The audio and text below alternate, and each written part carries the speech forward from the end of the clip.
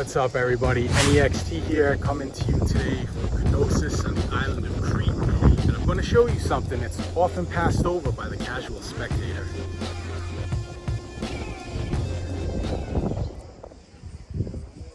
You can find many symbols here, symbols in stone, all throughout the entire site.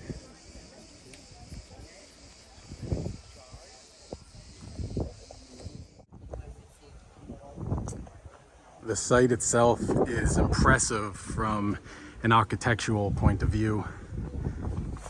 Said to be built structurally to defend against earthquakes and natural disasters that were occurring at the beginning of the Minoan and throughout the Minoan civilization, which flourished here. Now, this was the palace of King Minos, and you can see here some more symbols in stone. A little difficult to make out exactly what that is, but that's not what I'm here to show you today, nor are we here to talk about the architecture. I do have another video coming to this channel, which will be a full walking tour of the site, so you can actually see everything as I'm seeing it for the very first time. I've already been through it now, so I have a little bit more understanding of what's going on here. But what I want to show you today is something that's not obvious to the casual spectator, something that a lot of tourists walk right by without even noticing.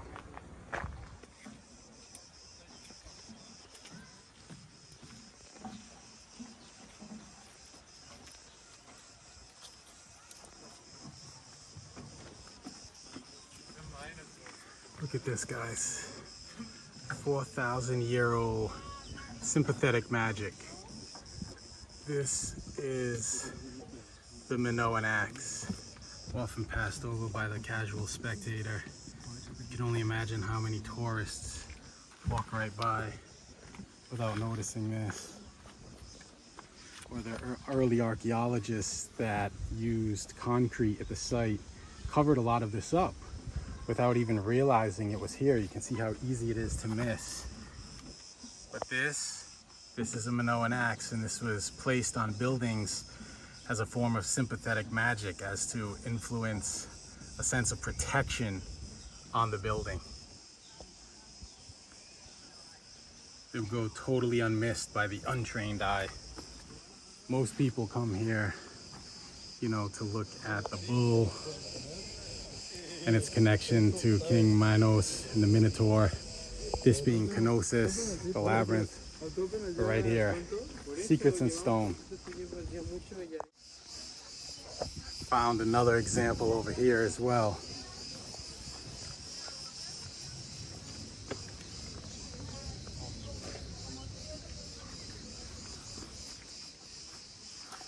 Just for context, to show you where I'm at the site.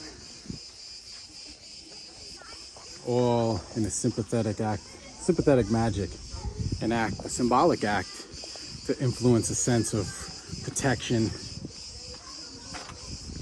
on the structure here at Cnosus. This structure right here is called the North Lustral Basin, and it was assumed by one of the early archaeologists, Evans, that this was used for purification purposes. Now, this goes downstairs. We're not allowed to go in here. As you can see, they don't let tourists go down.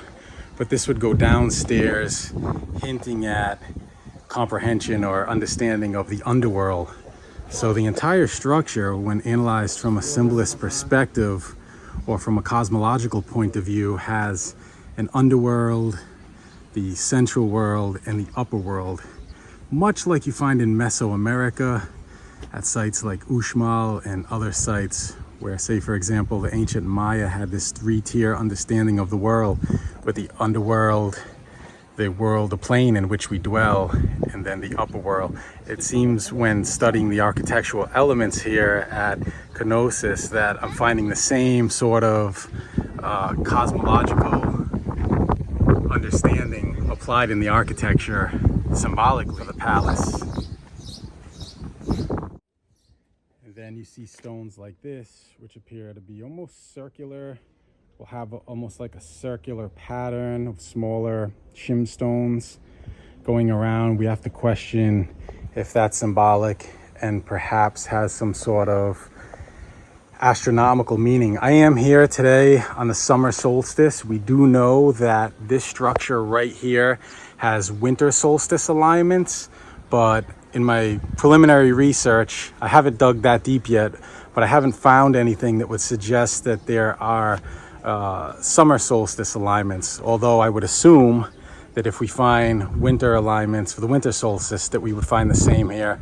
Certainly the Minoans had an advanced understanding of astronomy, perhaps astrology. They were great navigators. They had an amazing fleet. They were some of the best navigators. And so it wouldn't surprise me. So I'm keeping my eyes open today, looking for signs of summer solstice alignments. You can see some of the markings here, the decorations, which certainly are not merely decorative, but have deeper symbolic meaning. What that is, I don't know. I haven't decoded anything yet, although there has been a lot of work done in academia to establish a lot of the symbols that we find here, especially on the seals.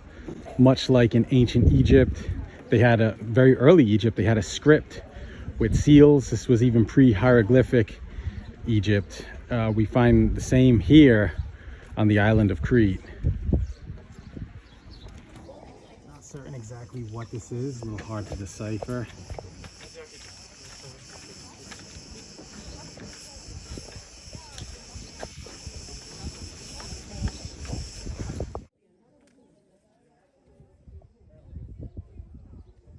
Another star type of pattern found here in this stone.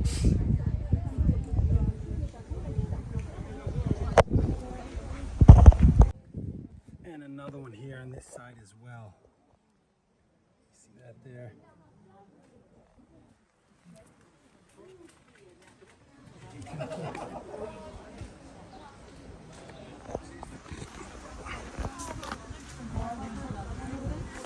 Yeah, there's two. There's the one that you found here.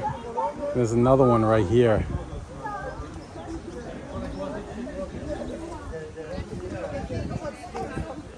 Hidden language in stone. Just have to look for it.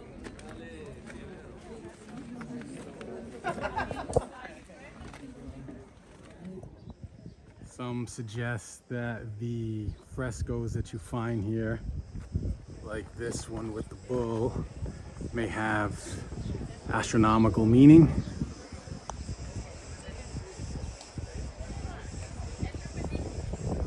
This fresco is a replica. They have a lot of the originals in the museum, which I must say is absolutely one of the most astonishing, one of the most remarkable museums that I've ever been to throughout the world. If you come to Crete, it's definitely worth a visit. As you can see, we're really just scratching the surface, as there's more symbols in stone to be decoded here. There's a lot more work to do. Please do consider subscribing to the channel if you haven't done so already, and be sure to click the bell icon for notifications for more videos like this one and a plethora of other styles that you can find here on my YouTube channel. This is Anyextee for adeptexpeditions.com.